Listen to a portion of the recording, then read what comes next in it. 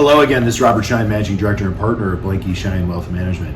Today is August 27th, 2020. Today we have a very historic announcement from the Federal Reserve today. Federal Reserve Chairman Jerome Powell made some comments that definitely moved the market, so let's get right to it. Thanks for watching. So the Federal Reserve Chairman just made an unprecedented announcement, essentially. It's historic. We will see this in our history books on a go-forward basis. Economists, Federal Reserve, policymakers, everyone will be studying this speech, if you will, in this moment in time. Essentially, the Federal Reserve Chairman basically said he's going to allow the economy to run hot on a go-forward basis. You know, the Federal Reserve has an average or an inflation target of about 2%, and it's been struggling to meet that. Our U.S. economy has been struggling to meet that, especially now that we're in a recessionary period of time, economically speaking. It's going to be increasingly harder to meet that. Now, we had the snapback of the third quarter GDP that we're currently in right now, and we see signs of life in the U.S. economy.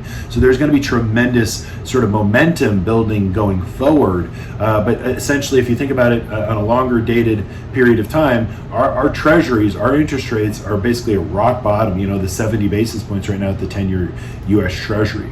And so what's going to happen? Well, our biggest concern, according to the Federal Reserve right now, is the low inflation can pose serious risk to the economy. It could create adverse cycles and a negative effect to the economy, essentially saying this right now, that we have to have the interest rates ultimately and the economy pull forward a little higher rates and allow inflation to creep in. Essentially because we need that escape velocity to get out of negative or a trajectory. We don't have negative interest rates, but we could, if that would be worst case scenario, if we don't get out of this low interest rate environment. Now, this is not going to happen overnight. This is something that could take 5 to 10 years, right? It took 40 years to get the all-time low where we are today as it relates to interest rate cycles. And ultimately, it's going to come down to policymakers going forward to think about other programs to jumpstart this economy. Think infrastructure spending, maybe bipartisan bill post the election, something to get the economy going and stimulate it and get the jobs back to where they need to be. Because ultimately right now we got a 10.2% unemployment rate and over 20 million Americans that are still on unemployment insurance across the United States. So this is going to be a long drawn out process, of which most importantly the Federal Reserve historically said that they're going to allow inflation to run hot. It's going to be hard to do. Because there's so many deflationary pressures built in the economy. Think travel, think leisure. Those are sectors of the economy. Think energy right now. But energy is something that could flip to inflationary in overnight. You never really know. But ultimately, their goal is to support us at all costs, the economy specifically, and to be there, to support markets and the economy. That signals for us in the investment management world that the Federal Reserve will do whatever it takes to keep this economy growing, to keep this basically market rally continuing. Okay, so they've just signaled that the interest rate environment and the supportive nature of the Federal Reserve is going to basically say, what's the playbook now? You want real hard assets, you want real estate, you want gold, you want equity markets for sure.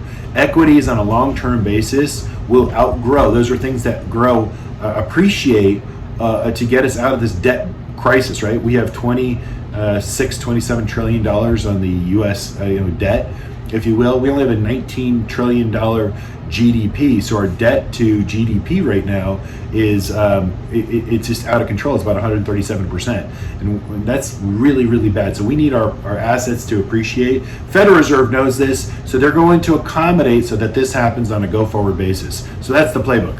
So that's the playbook that I just described right now, and that's the easy part ultimately for us in the investment world, because now we know winners and losers, and it really becomes on an investment management standpoint, as we manage portfolios, it really gives us a clear indication, black and white, of the Federal Reserve Chairman. Now, what could screw this up? Several things could screw this up. One, it's the election cycle right now, right? So if you get a all Democratic sweep, things change, taxes go up, regulations are in place. So that's really one of the reasons why the Federal Reserve is basically setting up for both sides, whether it's going to be Democrats or Republicans. And however this election really plays out, no one really knows until November 3rd. We might not even know until November 4th, to be honest with you. This is 2020 once again, as I remind everyone at home. So don't be so caught up on that November date, because I think this might go a little bit longer than traditionally speaking, because 2020 is that quintessential year that we want to forget, right? That being said, equity markets, we know how to position portfolios properly to navigate to both sides. But more importantly, I invite you to sign up for our September 16th. Remember, I have a September 16th Zoom call that's going to have an election setup. We're going to talk about all of the implications, one from the Federal Reserve. Keep in mind, Federal Reserve Chairman right now is in his seat until 2028.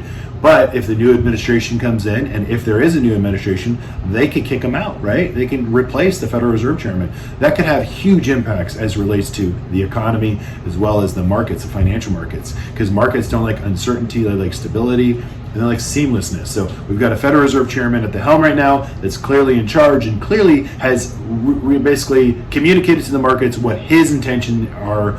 It's black and white what his playbook is. But again, the election could change some things. So you guys got to tune into the election Zoom call. Again, sign up for that. So thanks for watching. Enjoy the rest of your day, and have a great day.